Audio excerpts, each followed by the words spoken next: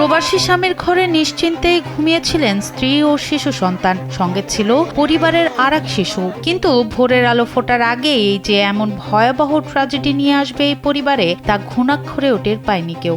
রক্তে ভেসে গেল ঘরের মেঝে, নিথর হয়ে পড়ে রইল মা ও দুই নিষ্পাপ শিশু। সকালে ঘুম ভাঙানোর ডাকে সাড়া মেলেনি ছোট্ট জোবায়েরের। সন্দেহ হয় মা লিপি আক্তার ছুটে যান ঘরে, গিয়ে দেখেন নিজের কলিজার টুকরা সন্তান যা ও ভাতিজার রক্তাক্ত নিথর দেহ মেঝেতে পড়ে আছে। দেশের মানুষকে প্রতিদিন সুরক্ষিত রাখার প্রত্যয় নিয়ে সেফটি কেবলস সহ এলো সেফ সিলিং ফ্যান। মুহূর্তেই তার আর্তনাদে ভারী হয়ে ওঠে বাতাস। স্বজনদের আহাজারিতেই তৈরি হয় এক হৃদয় বিদারক দৃশ্য। নৃশংস এই ঘটনাটি ঘটেছে কুমিল্লার হোমনার হরমোড়া ইউনিয়নের মণিপুর গ্রামে। নিহতরা হলেন প্রবাসী জহিরুল ইসলামের স্ত্রী পাপিয়া আক্তার সুখী, তার 4 বছর বয়সী ছেলে হোসাইন এবং 5 বছর বয়সী ভাতিজা জোবায়ের। ঘটনাস্থল থেকে হত্যায় ব্যবহৃত একটি ছুরি উদ্ধার করেছে পুলিশ।